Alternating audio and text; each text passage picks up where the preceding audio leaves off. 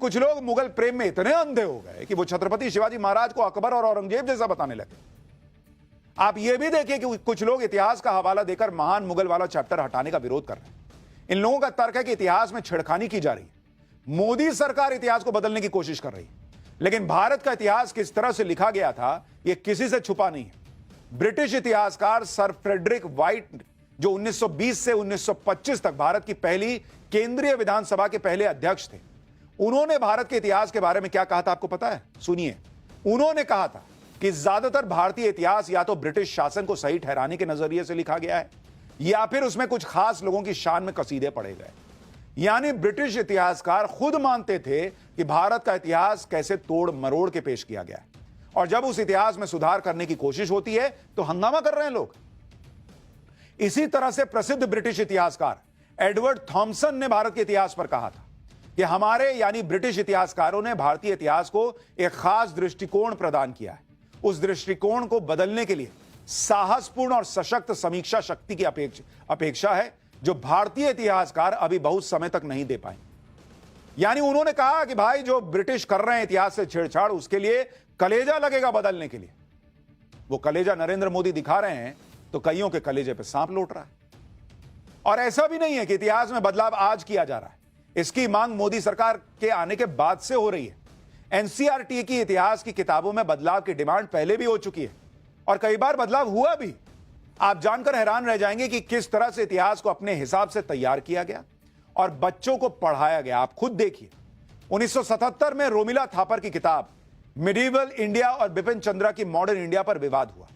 जनसंघ ने इन किताबों में इतिहास को तोड़ मरोड़ के पेश करने का आरोप लगाते हुए हटाने की मांग की थी। यानी तब से यह मामला चल रहा है भाई कि गलत हिस्ट्री पढ़ा रहे हो, यह मत करो। अगस्त 1977 में आर एस शर्मा की एंशियंट इंडिया किताब पर विवाद हुआ। इस किताब में मुस्लिम आक्रांताओं के प्रति नरम रुख अपनाने का आरोप लगा था। जुलाई 1978 में आर एस शर्मा की किताब को सीबीएसई के सिलेबस से हटा दिया गया। 1982 में एनसीईआरटी ने निर्देश जारी किया कि मध्यकाल को हिंदू मुसलमानों के संघर्ष के रूप में नहीं दिखा या बता सकते। 1982 में क्यों नहीं बता सकते? 1989 में पश्चिम बंगाल बोर्ड ने स्कूलों और पब्लिशर्स के लिए गाइडलाइन जारी की, जिसमें कहा गया कि मुस्लिम शासन की आलोचना नहीं कर सकते आप। मुस्लिम शासकों ने मंदिरों को तोड़ा, इसका जिक्र नहीं किया जाना चाहिए। जबरन इस्लाम कबूल करवाने के उल्लेख को नजरअंदाज कर दीजिए। यह पश्चिम बंगाल बोर्ड का निर्देश आया 1989 में बॉस। क्यों आप कह रहे हैं? हिस्ट्री क्या है? फैक्ट्स है ना बॉस। आप क्यों कह रहे हैं कि मत बताओ कि यह सब किया मुसलमानों ने या मुगलों ने? क्यों छुपाना चाहते थे आप उसको छुपा रहे हैं, और आज जब सारे फैक्ट रखे जा रहे हैं कि तुम ये भी पढ़ो, तो आप कह रहे हैं बॉस कि ये गलत हो रहा है। और ये सब इसलिए हो रहा था जिसमें अपने खास समर्थकों या वोट बैंक को साधा जा सके। जब मुगलों की क्रूरता और अत्याचार को नजरअंदाज करने के सरकारी निर्देश आते थे तो आप अंदाजा लगा सकते हैं कि किस तरह से मुगलों का महिमा मंडन किया गया। और इसलिए मुगलों की बेरहमी और जुल्मों पर इतिहासकार की कलम नहीं चलती थी। जिस अकबर को अकबर द ग्रेट, सेक्युलर, सभी धर्मों को मानने वाला बताया गया, उसकी महानता के किस्से आप सुनेंगे तो दंग रह जाएंगे कि बॉस हमको कौन सा ही इतिहास पढ़ाया गया आज तक। आपको बताता हूं कि अकबर कितना महान था। 1568 में अकबर ने चित्तौड़गढ़ किले पर हमला किया।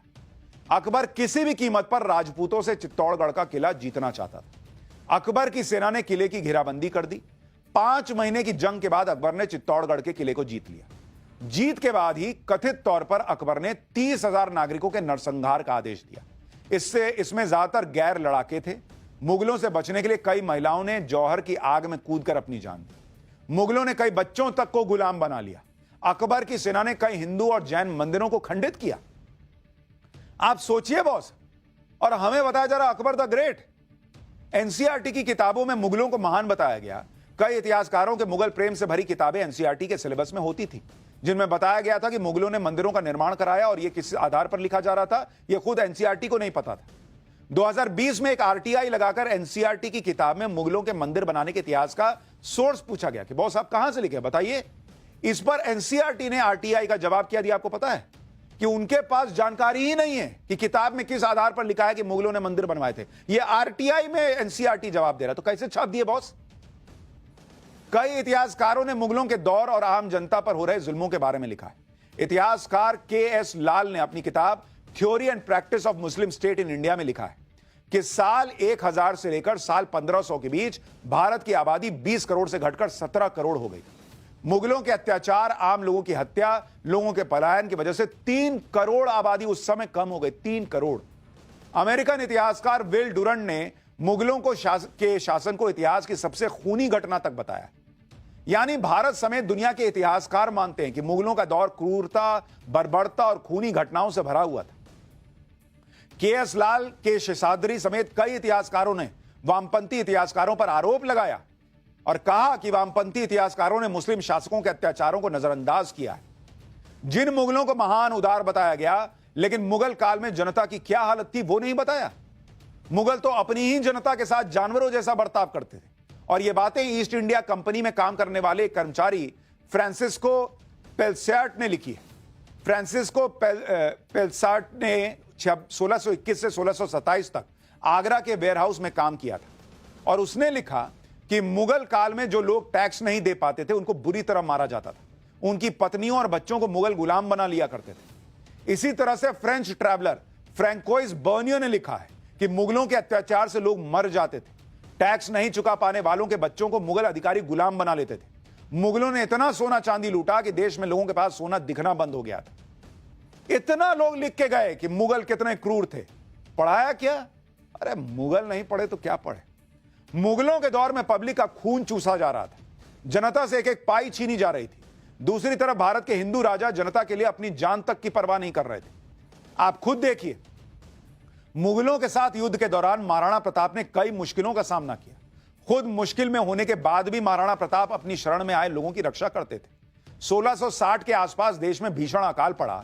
उस समय महाराणा प्रताप के पोते महाराणा राज सिंह ने राजसमंद झील का निर्माण कराया, जिससे लोगों को पानी मिल सके और साथ ही रोजगार पैदा किया जा सके। रानी अहिल्याबाई ने लगातार जनता की भलाई के लिए काम किया। जनता को जल्दी न्याय मिल सके, इसके लिए ऐसा न्यायिक तंत्र बनाया जहां पक्षपात नहीं होता था। रानी अहिल्याबाई खुद हर दिन जनता की समस्याओं को सुनती थी, उनका समाधान करती थी।